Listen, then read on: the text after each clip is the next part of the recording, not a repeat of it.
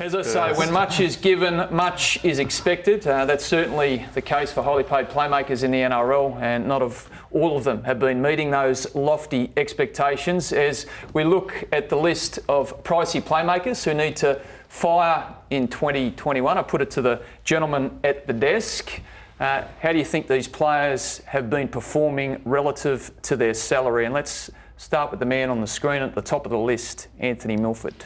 Well, he's been poor, hasn't he? Let's pull no punches. I mean, if Anthony Milford was on the market he is on the market right now, Anthony Milford, and he wouldn't get half that the way he's played the last couple of years. So I think it's pretty obvious that Anthony's been poor since he signed that deal, and he was encouraging the way he played on Friday night, the first 60 or so, but he needs to produce that every week before he can expect to demand a pay packet like the one he's on again. And for 80 minutes. Yes. I mean, there was some things that happened at the back end of the game that if Anthony Milford, I think, had have done better, perhaps the Broncos go on to win the clash. Now, it's not all on him, I will say that, but the chip and chase from his own half, you know, when we know that Mitchell Moses actually come up with a big play kind of at the opposite end of the spectrum to get the Eels home in the end, Milford needs to be playing smarter, more composed, more often. You said 60 minutes, he needs to do that for 80 minutes if you're getting $1 million a season. Is that fair, PK? Look, the fact is, Ben, that when you are paid a certain amount, you're paid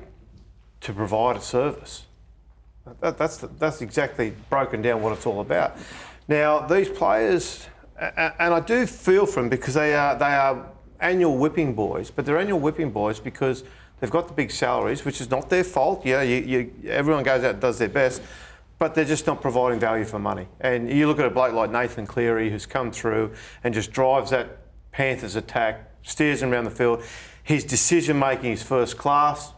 9 out of 10 times he's hitting the right decision, whereas chipping in your own half from Milford is a poor percentage play. And it has been since Adam was a boy. And that, at his age and station in life, should be out of his game. Crawls, Michael Morgan, getting it done or needs to be better? Well, he's not getting enough ball. Like in 2017, when Michael Morgan come home with a wet sail in that season, was the best player in the competition towards the back end, he was getting up to 70-plus touches a game. And on the weekend, it seemed to me that Jake Clifford was running the show and he just wasn't doing the job. But with these clubs and these playmakers and the money that they're prepared to give them, what responsibility do they take? Because you often wonder, is it the system that makes the playmaker or does the playmaker make the system? Jerome Hughes, great example. What Melbourne have done with him and how they've graduated him to be where he is as a player, would he have done that at some of these other clubs? I don't think so. I feel a bit sorry for Michael Morgan because he's had some injuries since. He has. He had a bad shoulder. There was talk that maybe that shoulder would end his career last year.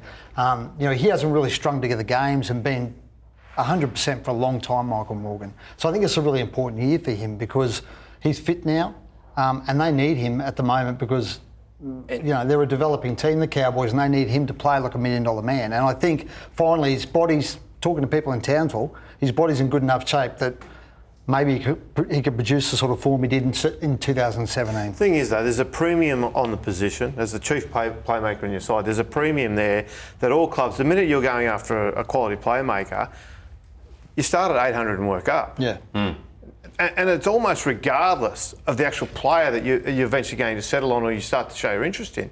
They seem to start that. The value for money and the correct assessment of a player's talents and what he's going to bring is just lost because teams are getting this bidding frenzy for playmakers, and so they all go up.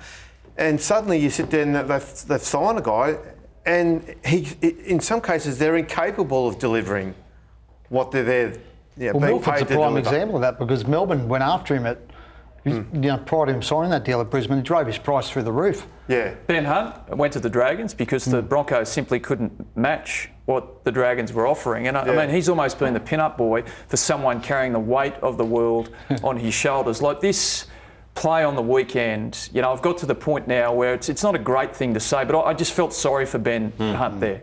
Like he's been made captain of the Dragons. He's been given Corey Norman and Andrew McCullough, a couple of guys who he grew up playing footy with, a coach who he's very fond of, who knows his game very well.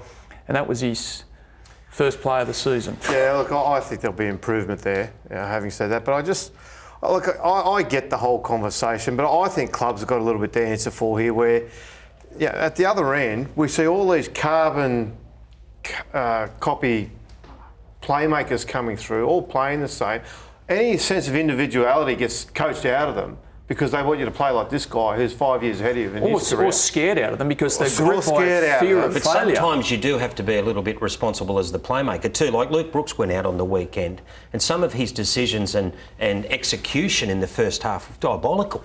But let me ask you this then. Why, at this station in his life, is that not there?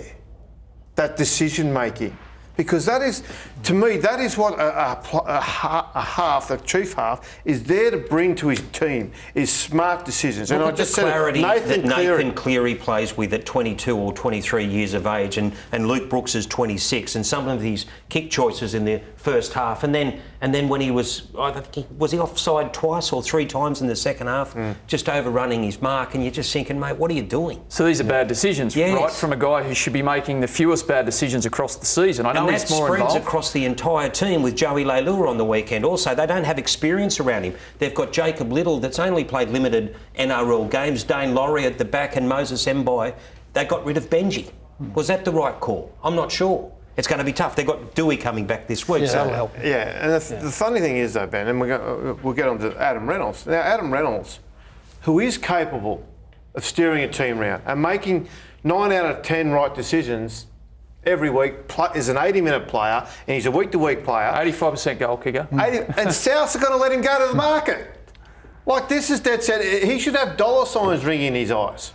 Because on the market against some of these other guys, his value's well above him because he's been delivering. The difference between Adam Reynolds' best and worst is minimal, right?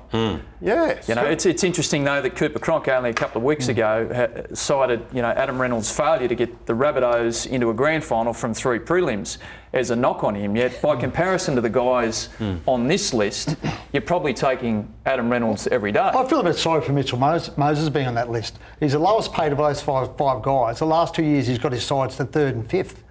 I mean, I think Mitchell Moses most weeks has aimed up to that pay packet. I don't think Mitchell Moses should be on that list.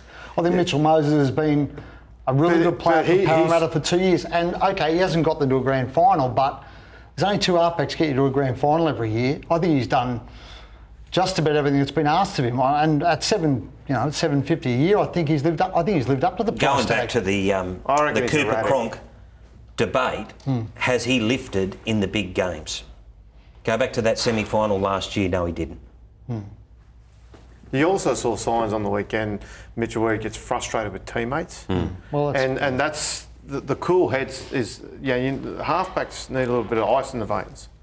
When you're getting frustrated with your teammates dropping a ball, there's one point they drop the ball, he passes, 2 passes along, the ball gets dropped, his hand goes up and he shakes his head and runs back in defence, swearing to himself, and you just think, mate, you're the guy that's got to... Remember Joey throwing mouth guards on the ground, fits of fury. But Joey was able to... Yeah. Joey was Joey. He was able to get the other guys and lift everybody. Yeah. Mitch, that should be Mitchell's job, mate. I know you dropped the ball, you're down on yourself, come on, mate, let's go. Rather than get personally frustrated... He's got to be thinking. He's got to think the big picture, mate. He's obviously the guy who dropped the ball is obviously going to be frustrated as well. So let's get him up. Based on what you saw on the weekend and the environment each of these players find themselves in currently, who's most likely to step up in the season ahead? I think Mitchell Moses without doubt. I would say Moses because he's too, surrounded by a better team. I mean, none of those other guys I would think are going to play finals football because the players around them aren't good enough either. See, I see a bit of growth in Michael Morgan under Todd Well, Payton. he's potentially, I reckon, Ben, if he stays fit. And we've seen him at his best. That's too. right. Yeah. And he's done it without Jonathan Thurston previously, so it's not as though he hasn't got that memory to drive him. And and that was a big momentum shift. They had a lot of momentum, and I think the Cowboys are a team that are really capable of going on a bit of a run if they get going.